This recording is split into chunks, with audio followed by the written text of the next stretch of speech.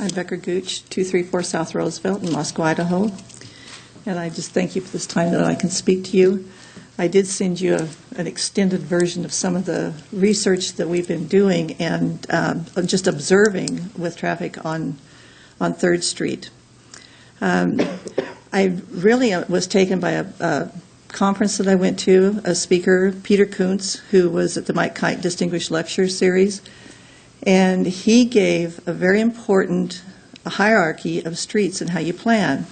And you start with pedestrians, then bicycles, public transit, commercial vehicles, high occupancy vehicles, and the last is single occupancy vehicles. And we seem to be planning backwards. We seem to be planning for cars and then putting in whatever else needs to be done for pedestrians, bikers, and the like. And we're really concerned about the traffic that is on 3rd Street and the safety for high school students and for Lena Whitmore students for in our community. Les McDonald had shared this last week at the meeting that the projection in 2035, which is 17 years from now, with the full bridge, the increase in traffic will only be 96 vehicles. And that is really hard for me to get my head around, that 96 vehicles more will be on 3rd Street with a bridge in 17 years. It just doesn't compute. And if there's traffic calming, according to his model, it's 704 cars less. That doesn't compute either. I'm just really wondering if these are really accurate, and if they are accurate, why do we need a traffic bridge in the first place? Why is it needed? I just can't see where we need to spend $500,000 on a bridge that obviously is not going to enhance traffic or increase traffic. I would like to see us really reconsider $75,000 for a pedestrian bridge and take that other $500,000 and put it somewhere else in the community where we have such a dire need for our infrastructure. And 3rd Street is really suffering today. I don't know if you have been aware that the new section that was built less than a year ago in front of East City Park is now rutted with heavy traffic and with heavy trucks. There is constant heavy trucks using this road. If there's a bridge, that will increase.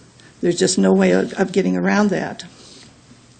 We did do an observation at the high school on traffic and pedestrians.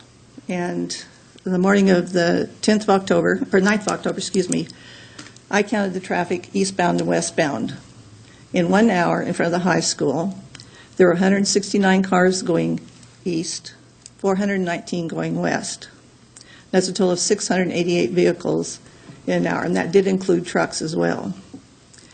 Of those 688 vehicles, 7 cars slowed down to 15 miles an hour.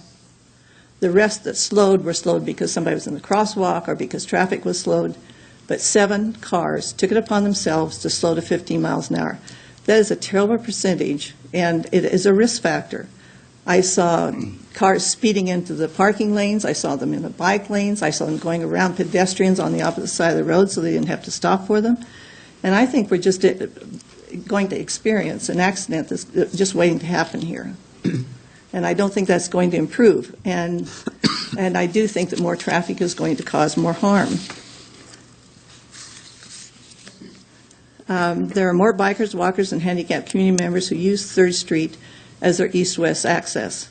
It is the only part of town that is level enough for bikers, pedestrians. Becker, could you wrap it up, please? Yes, I will. I will do that. I have heard it said that because we're speaking out against this, we are considered whiners, we are considered NIMBYs, we are considered selfish and whiners. And that's not the case. People who are NIMBYs, whiners, and complainers do it for their own good, not for the community good. And we are speaking out for the community good, not just our own good. Thank you. Thank you.